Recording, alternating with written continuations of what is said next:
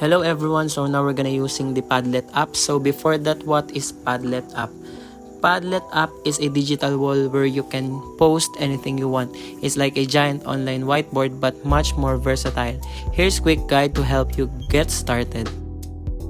So first thing to do is to create an account. Head over Padlet app, sign up for free account. You can use email or log in with Google.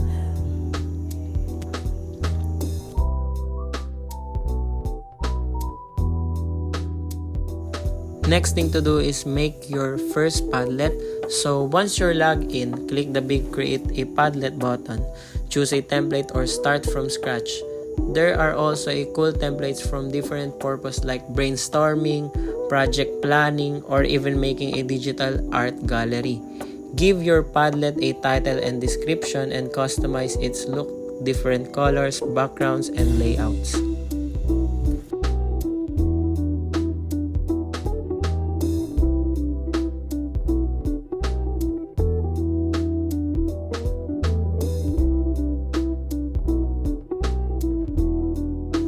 So next is start posting. So now it's time to get creative. You can add text, write notes, ideas, or instruction, images, upload photos, diagrams, or screenshots, videos, YouTube videos, or upload your own.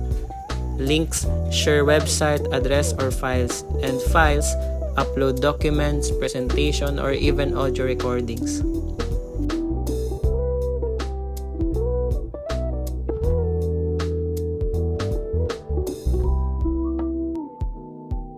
So in this part, introduction and the description is my name, which is Eric Gulferic, and from City of Malolos, Bulacan.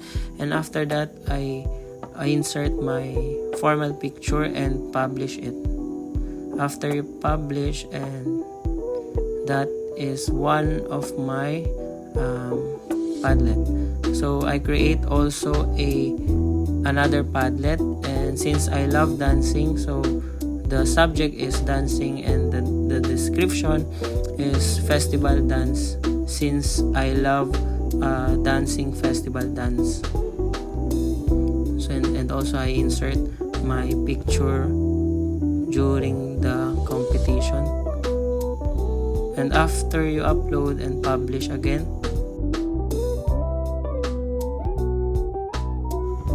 fourth thing to do is collaborate with others. The beauty of Padlet is that you can share with anyone. Click the share button and choose how you want to share your Padlet.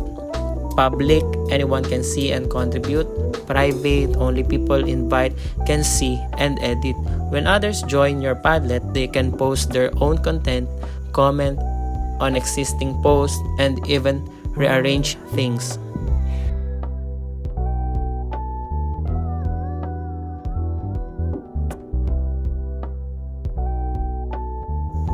Fifth is explore and experiment. Padlet is super versatile. You can use for classroom, collecting student works, brainstorming, ideas, or sharing resources. Teams, collaborating on project, brainstorming solutions, or tracking progress. Personal use, organize ideas, planning trips, or creating digital mood boards. And don't be afraid to experiment and find what works best for your needs.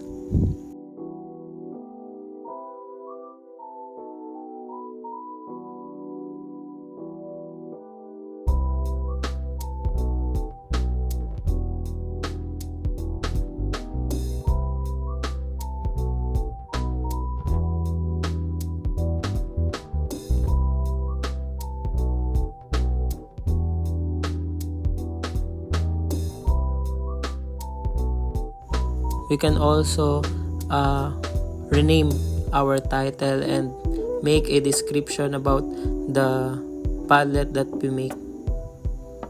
So also we can change the color of our wallpaper.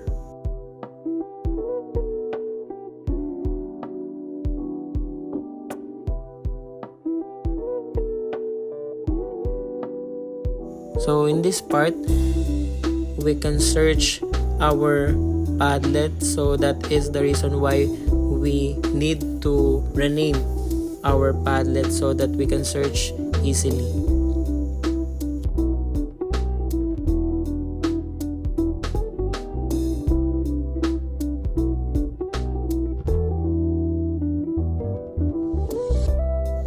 So always remember that Padlet is a great way to share information, work together, and spark creativity.